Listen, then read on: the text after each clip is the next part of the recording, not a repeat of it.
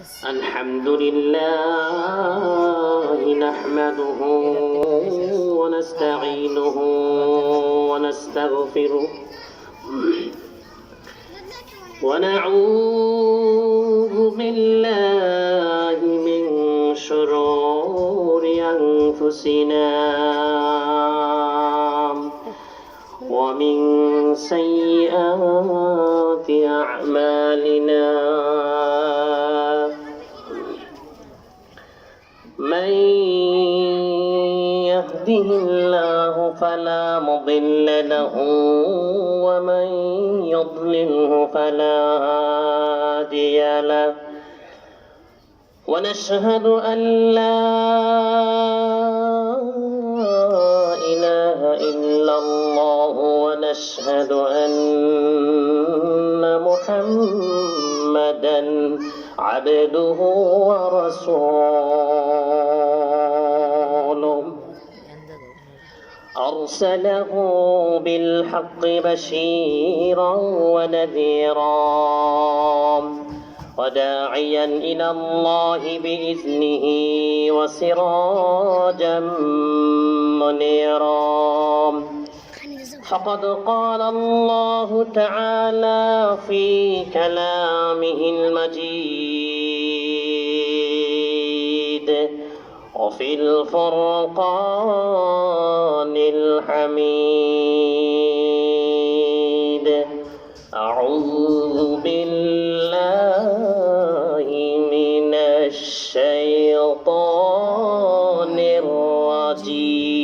الرجيم بسم الله الرحمن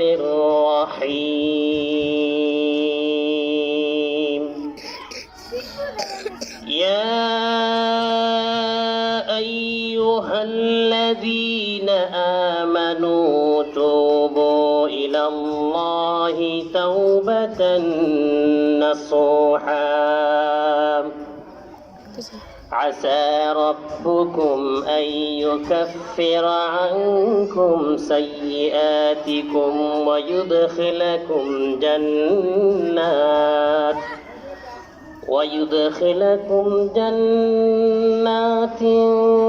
تجري من تحتها الأنهار يوم لا يخزي الله النبي والذين آمنوا معه نورهم يسعى بين أيديهم وبأيمانهم يقولون ربنا أتمم لنا نورنا واغفر لنا إنك على كل شيء قدير صدق الله العظيم وصدق رسوله النبي الحبيب الكريم ونحن على ذلك من الشاهدين والشاكرين والحمد لله رب العالمين. وقال النبي صلى الله عليه وسلم التائب من الذنب كمن لا ذنب له إن الله وملائكته يصلون على النبي يا أيها الذين آمنوا صلوا عليه وسلموا تسليما اللهم صل على سيدنا مولانا محمد وعلى آل سيدنا مولانا محمد مدينة مدينة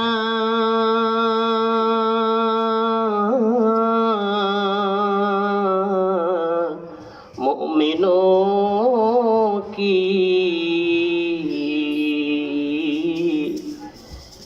Medina Medina मोमिनों की गुनगुना है दीदारे मदीना आशिकों की तमन्ना है अल्लाहुम्मा सल्ले अला सय्यिदिना मौलाना मुहम्मद व अला आलि सय्यिदिना मौलाना मुहम्मद मदीना हवा से जन्नती वो आती है खाके बाके मदीना में नूरे जन्नत चमकती है अल्लाहुम्मा सल्ले अला सय्यिदिना मौलाना मुहम्मद व अला आलि सय्यिदिना मौलाना मुहम्मद ला इलाहा इल्लल्लाह ला इलाहा इल्लल्लाह ला इलाहा इल्लल्लाह ला इलाहा इल्लल्लाह ला इलाहा इल्लल्लाह अल्लाह अल्लाह बोलिया देखो मोमिन भासिया अल्लाह अल्लाह बोलिया देखो मोमिन भासिया চাওয়ার মতো চাহুরে আশিক চাওয়ার মতো চাহুরে আশিক প্রভুর কাছে খান্দিয়া লা ইলাহা ও লা ইলাহা ইল্লাল্লাহ লা ইলাহা ইল্লাল্লাহ লা ইলাহা ইল্লাল্লাহ আল্লাহ নামের জিকির করো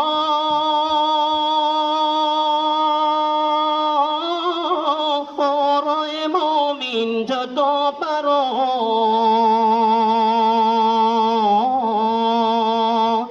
আল্লাহ নামের জিকির করো ওরে মুমিন যত পারো দিনে রাতে যপন করো দিনে রাতে সাধন করো ইমানকে তাজা করো লা ইলাহা ইল্লাল্লাহ লা ইলাহা ইল্লাল্লাহ লা ইলাহা ইল্লাল্লাহ লা ইলাহা ইল্লাল্লাহ মুহাম্মাদুর রাসূলুল্লাহ সাল্লাল্লাহু আলাইহি ওয়াসাল্লাম। আল্লাহ পাকের দরবারে আমরা শুকরিয়া আদায় করি। প্রতি বছরের ন্যায় এই বছরও এই দক্ষিণ পাড়া বেলগড় দক্ষিণ পাড়া আল আরাফা যুব সংঘের উদ্যোগে যে মাহফিল করা হয় এইবারও অন্যান্য বছরে নেই আলহামদুলিল্লাহ এই মাহফিল শুরু হচ্ছে আর যিনি আল্লাহ পাক প্রতি বছরে নেই এই বছরও এই কোরআনের মাহফিল হাদিসের মাহফিল নূরানি ইমানি মাহফিলের সুযোগটুকুন তিনি করার তৌফিক দিয়েছেন। আমরা সেই রবের প্রতি কৃতজ্ঞতা প্রকাশ করি, সকলে বলি আলহামদুলিল্লাহ আলহামদুলিল্লাহ। অসংখ্য অগণিত দরুদ সালাম উকুল দুকুলের সাথী গুনাহগার উম্মতের কান্ডারি নবী মুহাম্মদ রাসূলুল্লাহ সাল্লাল্লাহু আলাইহি ওয়াসাল্লামের উপর।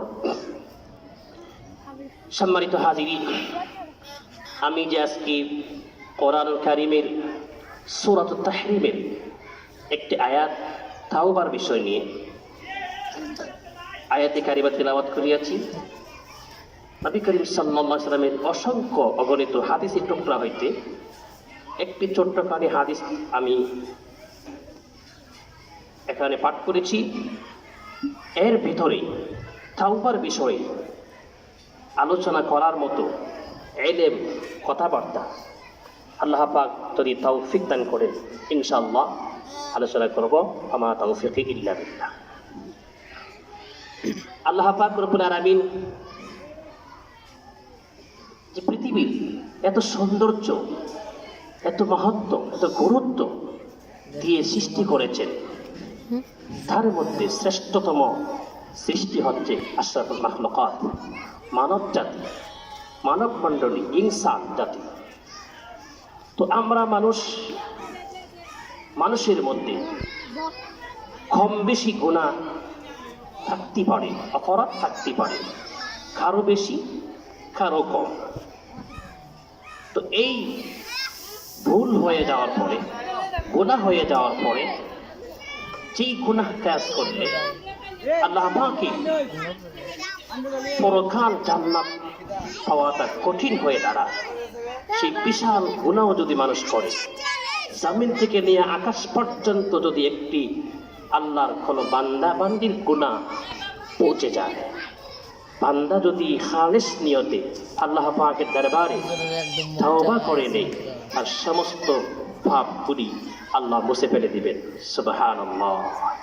শুধু তাই নয়, এই বদির কারণে, গুনাহের কাজের কারণে তার বদলতে নেক দিয়ে সমস্ত নেক দিয়ে ভরপুর করে দিবেন। সুবহানাল্লাহ।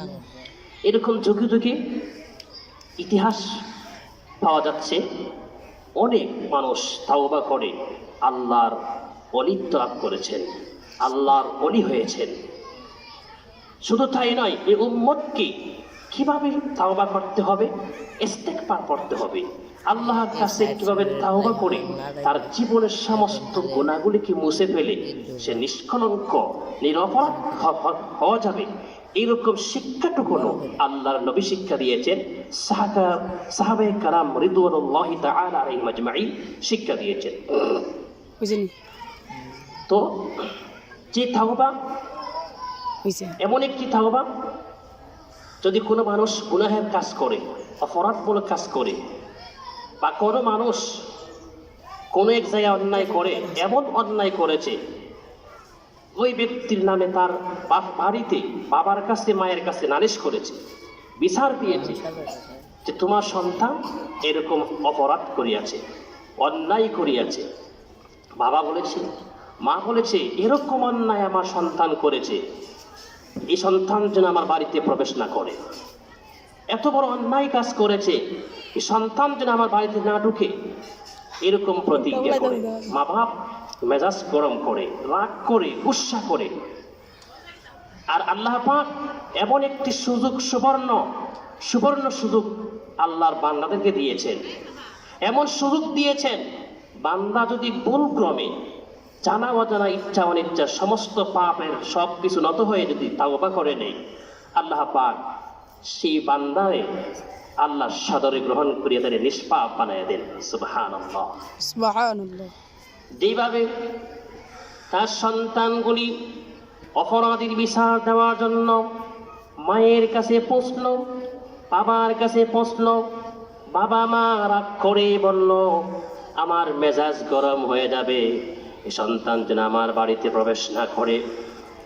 ওই দিক দিয়ে আল্লাহ সুবহানাহু ওয়া তাআলা এত দয়ালু, বান্দা যখন গুনাহ করে, অন্যায় করে, মায়ের মতো বাবার মতো গুসা করিয়া মেজাজ গরম করিয়া তারে দূরে থাকার জন্য পরামর্শ দেয় নাই, বরং মা বাবা যেভাবে রাগ করিয়া সন্তানকে দূর করে দেয় অন্যায়ের কারণে, আল্লাহ তাআলা তার পবিত্র কোরআন বলা হচ্ছে ওয়াসারিউ ইলা মাগফিরাতিম মির রাব্বিকুম।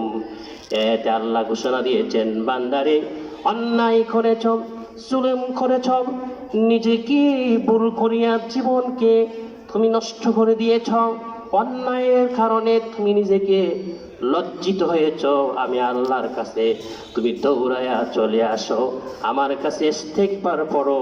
আমি তোমাকে এই পারমিশন দিলাম, অর্ডার দিলাম, তুমি যেখানে অন্যায় করে থাকো সমস্ত অন্যায়কে তুমি দুঃসাৎ করিয়া, সমস্ত অন্যায়কে পাপকে ভুলিয়া আমি আল্লাহর কাছে দৌড়াইয়া চলে আসো, আমার কাছে ইস্তেগফার পড়ো, তাওবা করো, আমি আল্লাহ তোমার জীবনের পেছনের সমস্ত গুনাহগুলি মাফ করে দিব। সুবহানাল্লাহ। আল্লাহ পাক সমস্ত গুনাহগুলি মাফ করে দিবেন।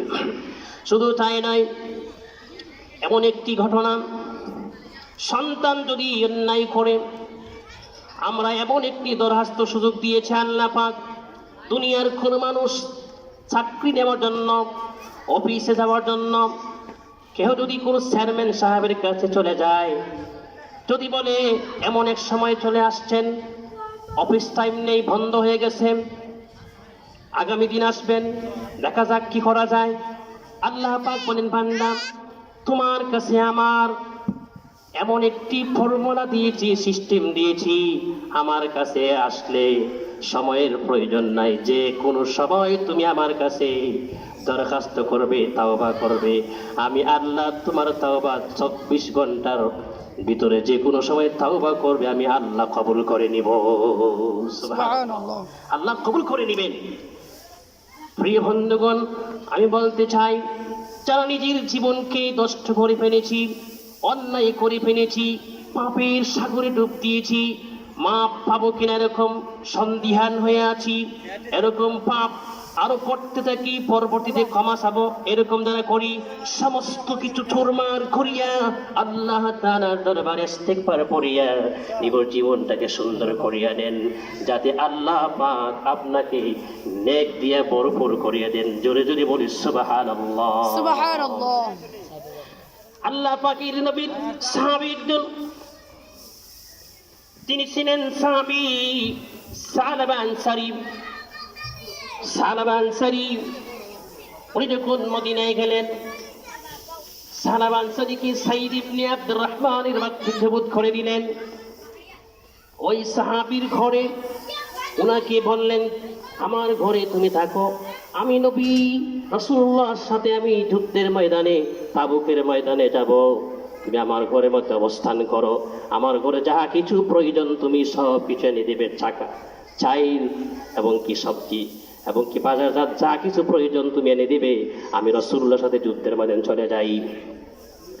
এরকম যখন যুদ্ধের ময়দানে চলে গেলেন, সালাবা আনসারী আল্লাহর নবীর সাহাবী সাইদ ইবনে আব্দুর রহমানের ঘরের মধ্যে অবস্থান করতে লাগলেন। হাদিস শরীফে আসছে, সাইদ ইবনে আব্দুর রহমানের স্ত্রী ছিলেন খুবই সুন্দরী জামিলা।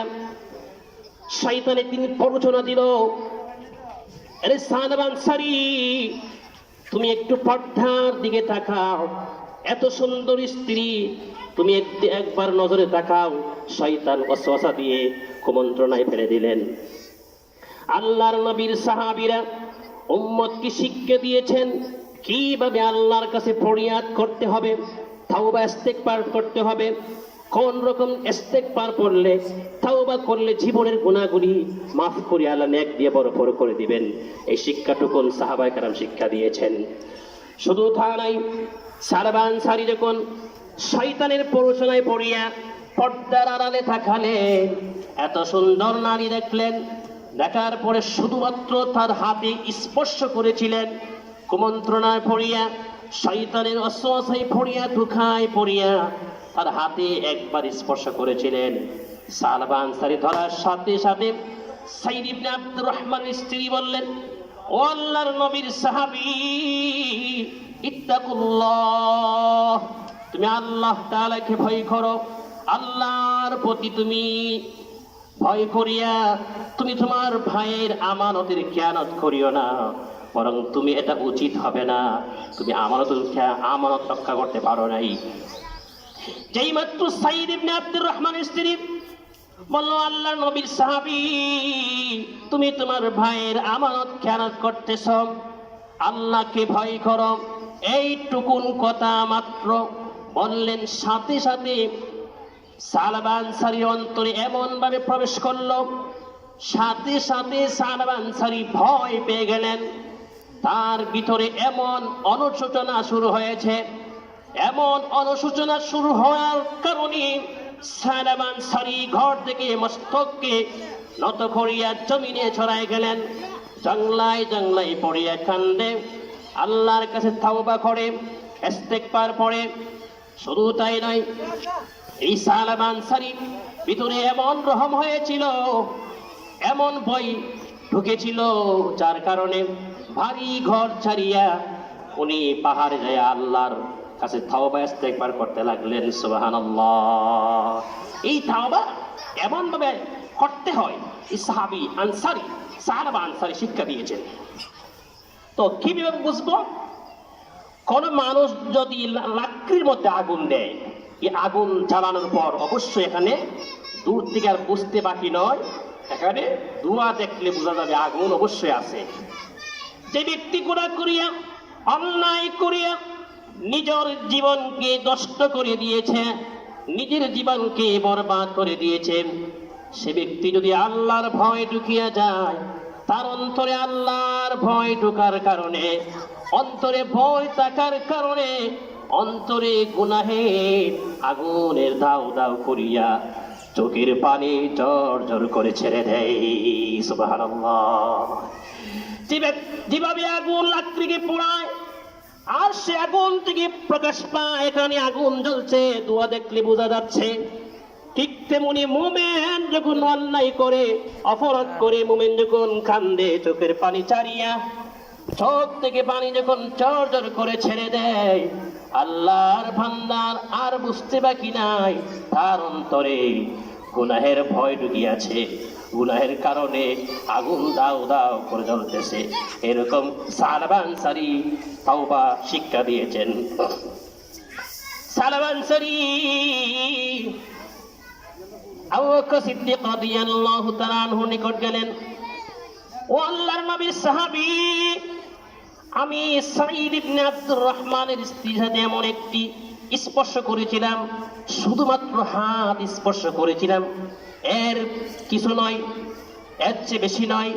এরকম ভয় ভীতি সৃষ্টি করিয়া বললেন, আমার কোনো তাওবা করার সুযোগ আছে কিনা, ক্ষমা পাওয়ার সুযোগ আছে কিনা? আবু বকর বললেন, এটা ক্ষমা আছে কিনা আমি বলতে পারি না, তুমি আমার দরবার থেকে বের হয়ে যাও। এরকম অপরাধীকে ক্ষমা করবে কিনা আমি আবু বকরের জানা নাই। এরকম করিয়া দূর দূর করে তাড়াইয়া দিলেন। তাড়াই দেওয়ার পরে সে সালবা আনসারী আরো ভয় লাগলেন, কি আশ্চর্য, আবু বকর ক্ষমার কোনো পথ দেখান নাই। দ্বিতীয়বার ওমর রাদিয়াল্লাহু তাআলা আনহুর কাছে গেলেন, ওমর, আমি তো এরকম অন্যায় করিয়াছি, আমার কোনো ক্ষমার রাস্তা আছে কিনা? ওমর দূর দূর করিয়া থামাইয়া দিলেন। অবশেষে বললেন, রাসূলুল্লাহর দরবারে নিয়ে যাও। রাসূলুল্লাহর দরবারে নিয়ে গেলেন। নবীজির কাছে যখন সমস্ত কিছু বিস্তারিত পেশ করলেন, নবীজি শোনার পরে চেহারা মোবারক ফিরাইয়া নিলেন। এতে বুঝতে পেরেছে আমি অপরাধী হয়েছি, আমার বুঝি মাফ নাই। আর দেরি করে নাই, সালবা আনসারী স্ত্রী নাই, একটা শুধু নাবালিকা একটা মেয়ে ছিল। মেয়েকে যায় বলে, মা, আমি তো অন্যায় করিয়াছি, আল্লাহর জমিনে পাপ করিয়াছি, আমি কিভাবে ক্ষমা পাবো? তুমি আমারে আমার পায়ে বেড়ি লাগাইয়া দাও, দুইটি হাতে জিনজিল বান্ধিয়া দাও, আমি ততক্ষণ পর্যন্ত আল্লাহর জমিনের মধ্যে আল্লাহর পক্ষ থেকে ক্ষমার ঘোষণা না আসবে, ততক্ষণ পর্যন্ত আমি এই মদিনায় আর চেহারা দেখাবো না। জুড়ে বলুন সুবহানাল্লাহ। এত ভয় নিলেন, এত ভয় প্রীতি সৃষ্টি হচ্ছে। সালবা আনসারী আল্লাহর নবীর সাহাবী, উনি বললেন, যতক্ষণ আল্লাহ পক্ষ থেকে আওয়াজ না আসবে আমার ক্ষমার ঘোষণা, ততক্ষণ পর্যন্ত আমি মদিনায় আমি আমার চেহারা দেখাবো না। এরকম নিয়ে যখন জংলায় গিয়ে কান্দে, মাগরিব নামাজের পর থেকে জংলায় একটি গাছের নিচে বসিয়া বসিয়া ইস্তেগফার পড়ে সারা রাত দিন রোনাদারি করে আল্লাহ দরবারে, আল্লাহ আমারে ক্ষমা করে দাও, আমারে মাফ করিয়ে দাও, এরকম কান্না দিয়েছে। সাথে সাথে আল্লাহর নবীর কাছে ওহী নাযিল হয়ে গেছে। আল্লাহ পাক বলে, ইয়া রাসূল, বান্দা পৃথিবী সৃষ্টি করেছে কে? নবীজি বলেন, আপনি। তা আমি যদি সৃষ্টি করে থাকি, কিভাবে আপনি আমার বান্দাকে তাড়াইয়া দিলেন, সাহাবা আনসারীকে তাড়াইয়া দিলেন? আমার নবী, আমি আমার সাহাবাকে তার সমস্ত পাপগুলি মাফ করে দিয়া নেক দিয়ে ভরপুর করে দিলাম। জগৎবাসীকে আপনি ঘোষণা দিয়ে জানাইয়া দেন সুবহানাল্লাহ। এরকম বলার পর নবীজি আবু বকর, উমর, সাহাবা কোথায় রে, কোথায় কান্দে? সাহাবাকে নিয়ে আসো। আল্লাহ তাআলা সাহাবাকে মাফ করে দিয়েছে। এমন ভাবে ইস্তেগফার করেছে, এমন ভাবে তাওবা করেছে, এই তাওবাটা আল্লাহর দরবারে গ্রহণযোগ্য হয়ে গেছে, যার কারণে সাহাবাকে আল্লাহ ক্ষমা ঘোষণা করে দিয়েছে। তাড়াতাড়ি যাও, তোমরা সাহাবা কোথায় আছে নিয়ে আসো আমার দরবারে। আবু বকর দাঁড়ায় গেলেন, ওমর দাঁড়ায় গেলেন, সালমান ফারসি রাদিয়াল্লাহু তাআলা আনহু, আলী কাররামাল্লাহু ওয়াজহু দাঁড়ায় গেলেন।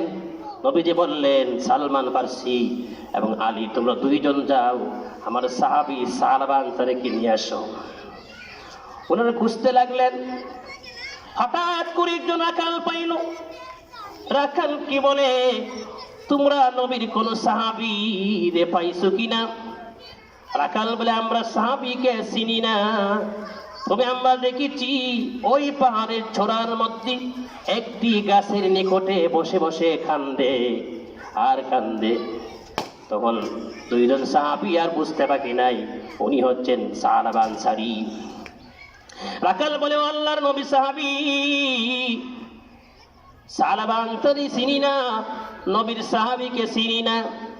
আমরা বুঝতে পেরেছি এমন চিৎকার করে, এমন কান্না করে যে নাকি দুনিয়ার পাপকে ঘৃণা করিয়া, পাপকে পিছনে ফেলে দিয়া রহমতের দিকে ধর দিয়েছে, ছুটছে আর কান্দে। উনি সাহাবা আনসারী ওই গাছের নিকটে বসে বসে কান্দে। আল্লাহর নবীর সাহাবী সালমান ফারসি এবং আলী কাররামাল্লাহু ওয়াজহু যে দুইজন উনাকে ধরলেন। সালামা রে, সালামা, তুমি কেমন তওবা করেছো আল্লাহর দরবারে? তোমার তওবাটুকুন আল্লাহ গ্রহণ করে নিয়েছে, কবুল করে নিয়েছে, তোমারে মাফ করিয়া আল্লাহর জান্নাতি বলে ঘোষণা দিয়েছে, আর নবীর দরবারে চলার জন্য তোমাকে ঘোষণা দেওয়া হয়েছে। সুবহানাল্লাহ। সাহাবা আনসারীকে দুইজন সাহাবী ধরলেন, চলো নবীর দরবারে। উনি কান্দে, আল্লাহর ভয়ে কান্দে। সাহাবা আনসারীকে নিয়ে যখন ছুটলেন, নবীজি মসজিদে নববীর ভিতরে নামাজ শুরু করে দিলেন। আর সাহাবা আনসারী নামাজের কাতারে গিয়ে দাঁড়ালেন। নবীজি প্রথম রাকাতে পড়লেন, আলহাকুমুত তাকাসুর। নবীজি সেই আয়াতে কারিমা তিলাওয়াত করার সাথে সাথে পিছনের কাতার থেকে বিকট একটি আওয়াজ দিয়েছে। সাহাবায়ে কেরাম কম্পন সৃষ্টি হয়ে গেছে, না জানি কিসের আওয়াজ। সাহাবা আনসারী সূরা তাকাসুরের প্রথম আয়াতের কারিমা তিলাওয়াত শুনিয়া বিকট আওয়াজে চিৎকার মারলেন। আবার যখন রাসূলুল্লাহ পড়লেন, আলহাকুমুত তাকাসুর হাত্তা যুরতুমুল মাকাবির, দ্বিতীয় আয়াতে কারিমা তিলাওয়াত করার সাথে সাথে সাহাবা বারোটি চিৎকার মারলেন। চিৎকার মারিয়া জমিনের মধ্যে পড়ে গেলেন। সাহাবায়ে কেরাম তাকে কুলে নিয়ে পানি দিতে লাগলেন। সালমান ফারসি তার ফাঁস দেখতে লাগলেন, আছে কি নাই। নবীজি বলে, সাহাবীরা রে, আমার সালমান শরীরে মাথায় পানি দাও। সালমান ফারসি বলে, ইয়া রাসূলুল্লাহ, নবী গো, আর পানি দিতে হবে না। সাহাবা আনসারী গুনার ঢেউয়ে, গুনার ভিতরে ঢুকিয়া অন্তরে ধাউ ধাউ করে আগুন জ্বলিয়া আল্লাহর কাছে তওবা করিয়া আল্লাহকে ভয় করিয়া চিৎকার মেরে দুনিয়ার জমিন থেকে নিঃশেষ চলে গিয়েছে, আর পানি দিতে হবে না। এরকম দেখার পরে নবীজি বললেন, সাহাবীরা আমার সালাবা আনসারীকে তোমরা গোসল করাও, কাফন পরাও। এরকম করার পরে যখন নবীজি পারমিশন দিলেন, সালাবা আনসারী আল্লাহর ভয়ে কেবলমাত্র একটি মহিলার হাত স্পর্শ করার কারণে, এর চেয়ে বেশি কিছু নয়, এত ভয় ছিল সাহাবীদের অন্তরে, আল্লাহর ভয়, দুজকের ভয়, জাহান্নামের ভয়। ও দুনিয়ার যুবক, ও যুবতীরা, তোমরা কোথায় আল্লাহর কাছে ভয় করো, আল্লাহকে সিজদা করো, নামাজ পড়ো, আল্লাহর ভয়ে জীবন পরিচালনা করো, ইহকাল পরকালে শিক্ষা অর্জন করো, কিভাবে তাওবা করতে হয় এই তাওবা শিক্ষা নাও। সব সময় যেন আমরা এই তাওবা করিয়া আল্লাহর কাছে নিষ্পাপ হয়ে থাকতে পারি। তাওবা ছাড়া যদি আমরা অন্যায় নিয়ে, পাপ নিয়ে কবরে যাই, তাহলে জাহান্নামের আগুনে ধাউ দাউ করে জ্বালাবে। তাহলে জাহান্নামের আগুন আমাদেরকে গ্রাস করবে, স্পর্শ করবে। কেন? অন্যায়ের কারণে, পাপের কারণে, গুনাহের কারণে। এই গুনাহ থেকে কিভাবে মুক্ত হওয়া যায়, সাহাবায়ে কেরাম তাওবা করে শিক্ষা দিয়েছেন সালাবা আনসারী। শুধু তাই নয়, এমন ভাবে তাওবা করেছেন, সালাবা আনসারী যখন জানাজার মাঠে নিলেন, নবীজি পা মোবারক দুনিয়ার জমিনে পুরা পালাইতে পারে না, বৃদ্ধাঙ্গুল মোবারক দিয়া জমিনে ভর করে করে এগুচ্ছেন, সামনে যাচ্ছেন। হযরত ওমর রাদিয়াল্লাহু তাআলা আনহু বললেন, ইয়া রাসূলুল্লাহ, ইয়া হাবিবাল্লাহ, নবী গো, আপনি পায়ে জানি কি হয়েছে, পুরা পা কেন জমিনে ফেলেন না, কারণ কি? নবীজি বলল, ওমর রে,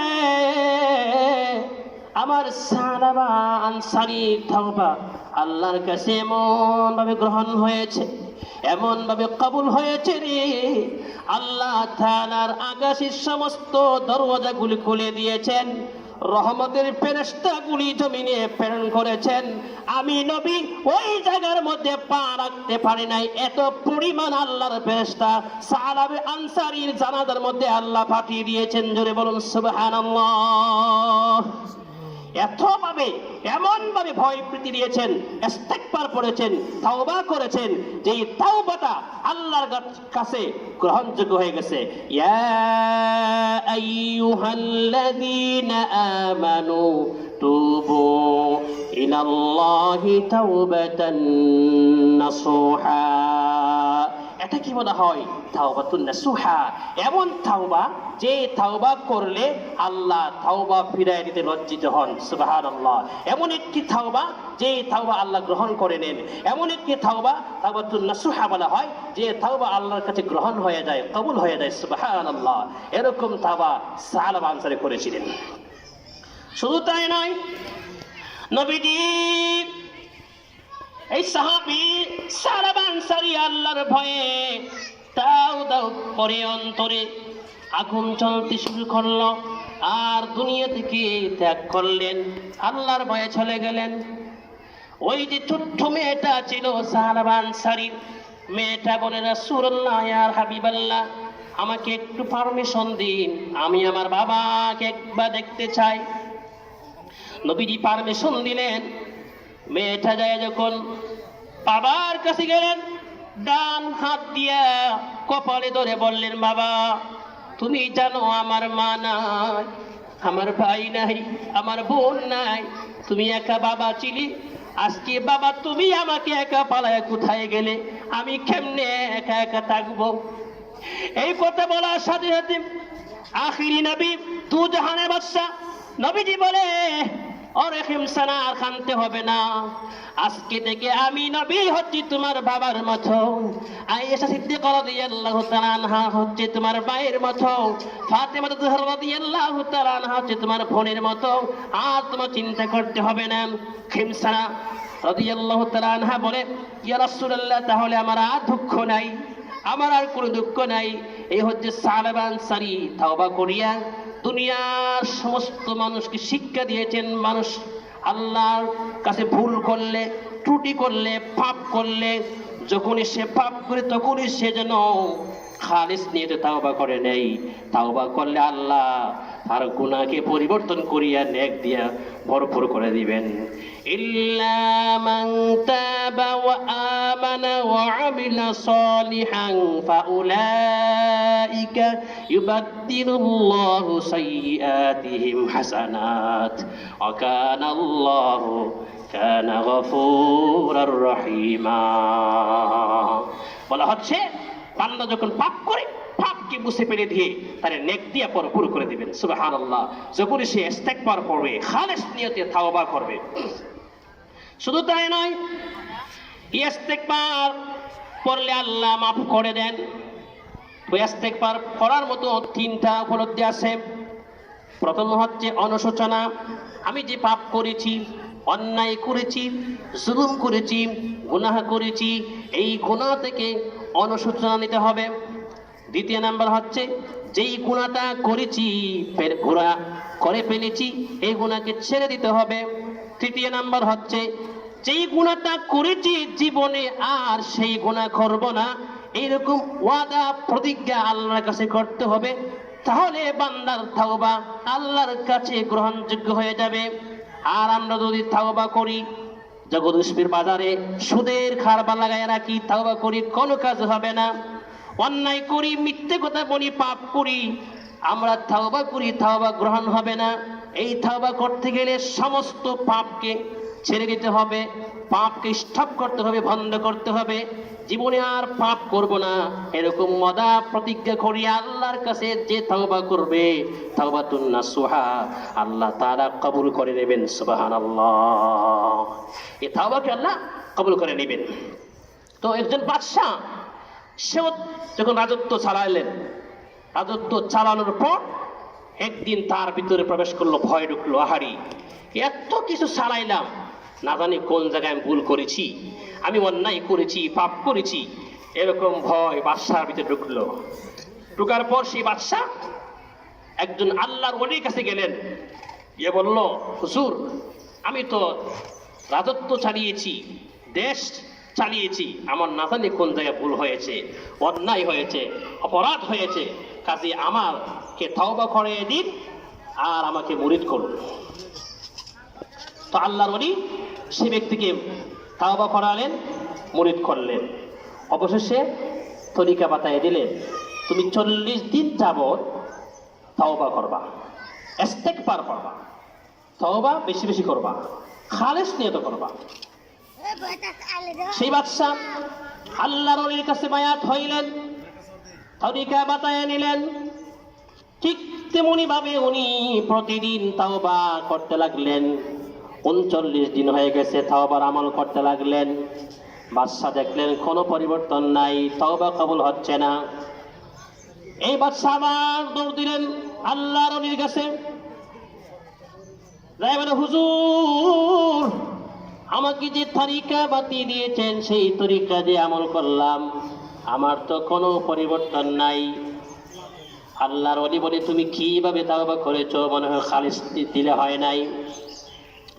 এরকম বলার পর আল্লাহর ওলি বলল, ঠিক আছে, আমি তোমার সাথে তোমার রাজভবনে যাব, তোমার সিংহাসনে যাব, তোমাকে আমি একটু দেখতে চাই। আল্লাহর ওলি রওনা হইলেন, সিংহাসনে যায় বলে বাদশাকে বলে, বাদশা, আমি তোমার সিংহাসনে বসতে চাই। বাদশা বলে, হুজুর, আমার পীর সাহেব, আমার হুজুর যিনি আশা করেছেন আমার চেয়ারে বসবে, সিংহাসনে বসবে, এটা আমার খুশির বিষয়, আনন্দের বিষয়। খুশি হয়ে উনি ওনাকে অনুমোদন দিলেন, আমার চেয়ারে বসুন। চেয়ারে বসিয়া বাদশা এবার পারমিশন দেয়। এবার হুজুর বলে, পীর সাহেব হুজুর বলে, বাদশারে, এই চেয়ারে নিয়ে বসলাম, এই চেয়ারের মধ্যে এখন কে? চেয়ারে বসতে উনি কে? বলা হচ্ছে, যিনি চেয়ারে বসেন উনি হচ্ছেন বাদশা। উনি বলেন, আজকে আমি বাদশা হয়ে তোমাকে পারমিশন দিলাম, কে জল্লাদ রয়েছ? এই বাদশা, সাবেক বাদশাকে তোমরা জামাই ফাঁসির কাস্টে নিয়ে চলো। বাদশা চিন্তা করলেন, পীরের কাছে মুরিদ হয়েছি, নিজের জীবনকে শুধরানোর জন্য, নিজের জীবনকে বাঁচিয়ে নেওয়ার জন্য, আমি কোন পীরের কাছে মুরিদ হইলাম, সেই মুরিদ দিয়ে আমার সিংহাসনে লোভ করে ফেলল এবং কি আমাকে হত্যা করার জন্য ফাঁসি কাস্টে ঝুলানোর জন্য পারমিশন দিল। আমি বুঝলাম না আমার কোন পীর ধরলাম। বাদশা যখন আল্লাহর ওলি চেয়ারে বসিয়ে যখন পারমিশন দিল তাকে ফাঁসির কাস্টে নিয়ে যাও, আর আধা ঘন্টা মুহূর্ত তার জন্য কেমন রয়েছে ফাঁসির কাস্টে ঝুলানোর জন্য। বাদশা এবার বলে তাওবা করে আর কান্দে, হুজুর আমাকে জীবনে মারিয়েন না, জানে প্রাণে মারিয়েন না, আমার যত রাজত্ব আছে সব কিছু কলমে লিখে আপনাকে আমি দিয়ে দিব, তবে আমাকে মারিয়েন না। বাদশাকে বলে, বাদশা বলতেছে পীর সাহেব হুজুরকে, হুজুর আমার সম্পদ আমার রাজত্ব সব কিছু আপনার নামে দিয়ে দিব, তবে আমাকে মারিয়েন না। আর উনি মনে মনে কইতেছে আমি এমন পীরের কাছে মুরিদ হইলাম, কি পীরে আমার সম্পদে লোভ করলো, আমার সিংহাসনে লোভ করলো, আমার রাজত্বের লোভ করলো, এরকম ভাবতেছে। শুধু তাই নয়, যেই মাত্র আল্লাহর ওলি পারমিশন দিল ফাঁসির কাস্টে নেওয়ার জন্য, ফাঁসির কাস্টে নিয়ে যাবে, অল্প কিছু সময় বাকি রয়েছে। বাদশাহ হাও মাও করে কান্না শুরু করে দিয়েছে। তখন এমন ভাবে ইস্তেগফার পড়তে লাগলেন, তাওবা করতে লাগলেন আল্লাহর দরবারে, আল্লাহ তুমি আমাকে মাফ করে দাও, আমাকে ক্ষমা করে দাও। এরকম তাওবা করার পরে এবার পীর সাহেব হুজুর বলল ফাঁসির কাষ্ট বন্ধ করো। তখন বললেন, ও বাদশাহ তুমি যে এখন যেভাবে তাওবা করেছো, আল্লাহর ভয়ে জানের বয়ে যেভাবে তুমি তাওবা করেছো, এই তাওবা তুমি কি কোনোদিন 39 দিনের ভিতরে কোনো একদিন করছো কিনা? বাদশাহ বলল, না হুজুর আমি এরকম তাওবা একদিনও করি নাই। তাহলে এরকম খালেস তাওবা যদি তুমি না করো তুমি কেমনে পরিবর্তন হইবা? জেনে রাখো আল্লাহর ওলিরা সিংহাসনের লোভ নয়, আল্লাহর ওলিরা রাজত্বের লোভ নয়, আল্লাহর ওলি তোমাকে শিক্ষা দিয়েছে কিভাবে তাওবা করতে হবে, ইস্তেগফার করতে হবে। এরকম দৃশ্য বলার পরে আর বাদশা চোখের পানি ছেড়েছে, বলে আল্লাহর ওলি হুজুর আমি আপনার কাছে বায়াত হয়ে যে কল্পনা করেছিলাম আপনি আমার সিংহাসন নিয়ে যাবেন, রাজত্ব নিয়ে যাবেন, আমি এরকম কল্পনা করে আপনাকে বলতে মনে মনে গালি দিচ্ছিলাম, কাজে আমি বুঝতে পারি না, আমাকে ক্ষমা করুন। আল্লাহর ওলি বলে, খবরদার খবরদার, প্রকৃত আল্লাহর ওলিরা দুনিয়া লোভ করে না, সম্পদে লোভ করে না, বরং যিনি মুরিদ হয় তাকে আল্লাহর সাথে সম্পর্ক লাগায় দেয়। যদি বলুন সুবহানাল্লাহ। এই বাদশাহ 39 দিন তাওবার কাজ করলো, তাওবা কবুল হয় না। অবশেষে পীর সাহেব যখন ফাঁসির কাস্টের মাধ্যমে নিয়ে গেল, তখন ইস্তেগফার তাওবা এমন ভাবে কান্না শুরু করে দিয়েছে, তখন দেখা যাচ্ছে তার তওবা এমন শিক্ষা হলো। হুজুর বললেন, দেখো বাদশাহ এইভাবে তাওবা করতে হয়। যাই হোক, আমি বলতেছিলাম কি তাওবা আমরা এখন থেকে তাওবা করতে হবে। অনেকে আছে যুবকেরা দাড়ি রাখে না, সময় হয়ে রাখবো, ভুল ধারণা। অনেকে আছে যুবকেরা নামাজ পড়ে না, সময় হলে নামাজ পড়বো, ভুল ধারণা। আপনি আমার এক্ষুনি মরণ হইতে পারে, সকালবেলা ভালো, রাত্রিবেলা ঘুমায় গেলাম, ঘুমের ঘরে আমরা লাশ হয়ে সকালবেলা বের হইলাম, জানাজা শুরু হয়ে যাবে, দুপুরবেলা জানাজা শুরু হয়ে যাবে, আসর বেলা জানাজা শুরু হয়ে যাবে। এরকম সময় কাউকে দেওয়া হবে না। কাজেই সাথে সাথে তাওবা ইস্তেগফার পড়িয়া নিবে, নিজের জীবনটাকে শুধরানোর চেষ্টা করুন। তাহলে কি করতে হবে? আল্লাহ তাআলার দরবারে তাওবা করতে হবে, ইস্তেগফার করতে হবে যে আমরা আল্লাহ জীবনে নামাজ ছেড়ে দিয়েছি, ভুল করেছি, তাওবা করেন। আমি যে নামাজ পড়লাম না, নামাজ ছেড়ে দিলাম, এই নামাজ পড়ার জন্য মস্ত বড় ভুল করলাম, আল্লাহর কাছে তাওবা করে নামাজ শুরু করে দেন।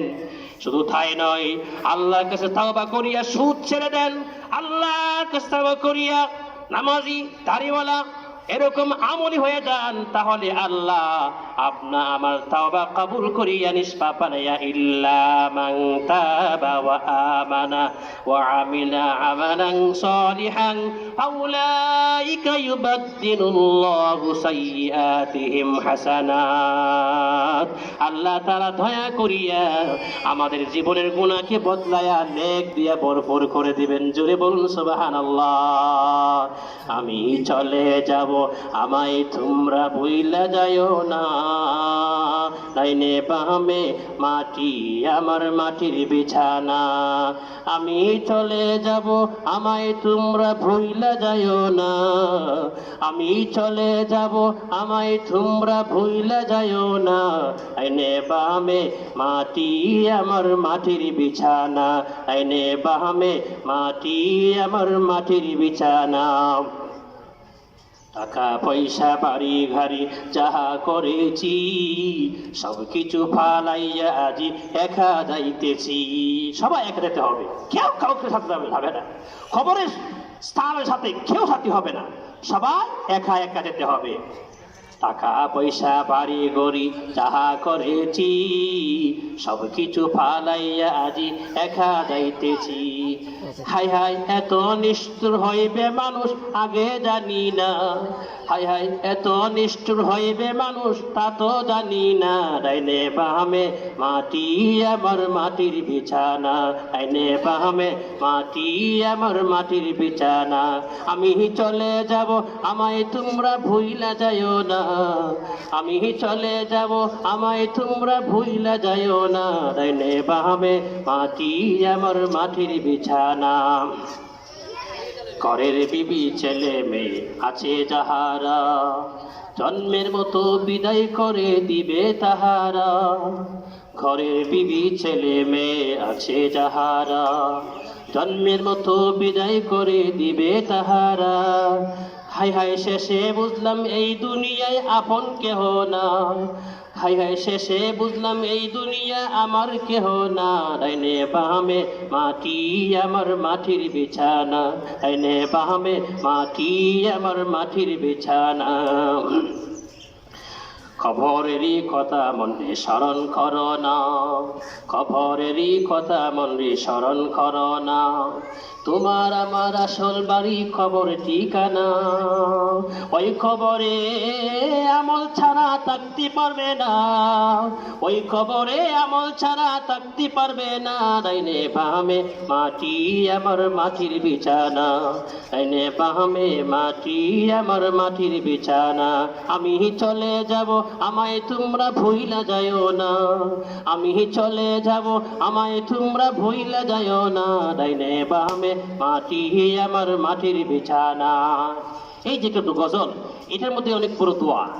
আজকে আমি এখানে এই গ্রামে আসি, কালকে নাও থাকতে পারি। আমি যেন এই দোয়ার ভিতরে, এই গজলের ভিতরে দোয়া চেয়ে নিলাম, যেন সারা জীবনের মধ্যে কোন একদিন আপনার কাছে আমি দোয়া প্রার্থী হয়ে যাই। এই গজলের মাধ্যমে আমি দোয়া প্রার্থী হয়ে গেলাম। তোমার আমার আপনকে একটু শোনো না, যিনি আপন তিনি কাঁদেন সোনার মদিনা। তোমার আমার আপনকে একটু শোনো না, যিনি আপন তিনি কাঁদেন সোনার মদিনা। ওই নবীজির পাগল হয়ে হয়ে দেওয়ানা, ওই নবীজির কাছে চলো হয়ে দেওয়ানা। ডাইনে বামে মাটি আমার মাটির বিছানা, ডাইনে বামে মাটি আমার মাটির বিছানা। আমি চলে যাব আমায় তোমরা ভুইলা যাইও না, আমি চলে যাব আমায় তোমরা ভুইলা যাইও না। ডাইনে বামে মাটি আমার মাটির বিছানা, ডাইনে বামে মাটি আমার মাটির বিছানা। যাই হোক, আল্লাহ পাক রব্বুল আলামিন কিভাবে তওবা করতে হবে, যে যে জায়গার মধ্যে আছি, কৈশোর, শৈশব, যৌবক এবং বৃদ্ধ, সকলকে এখন থেকেই তওবা করতে হবে। আল্লাহ দরবারে নামাজ পড়তে হবে। যারা নামাজ পড়েন নাই, এখন থেকে তওবা করে নামাজ পড়া শুরু করতে হবে।